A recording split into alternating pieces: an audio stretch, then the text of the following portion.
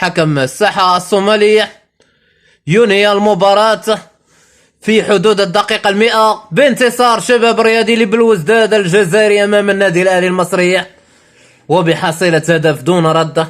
وبواسطة اللاعب خسف عند حدود الدقيقة 91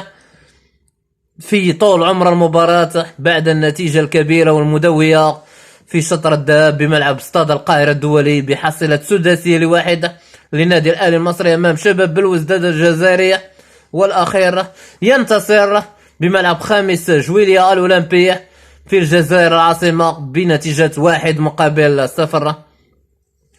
بروح رياضية العالية. انتهت المباراة، أكيد كل التوفيق والسداد للفريقين العربيين حتى يتأهلان معا إلى شطر دور الربع النهائية من دوري أبطال إفريقيا 2025.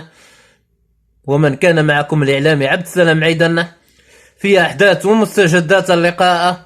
من ملعب موقعة الخامس جويليا الأولمبي في الجزائر العاصمة،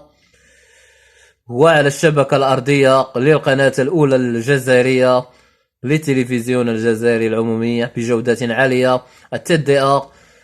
وNTV HD1. في أمان الله والسلام من الله عليكم ورحمته تعالى وبركاته، وإلى اللقاء.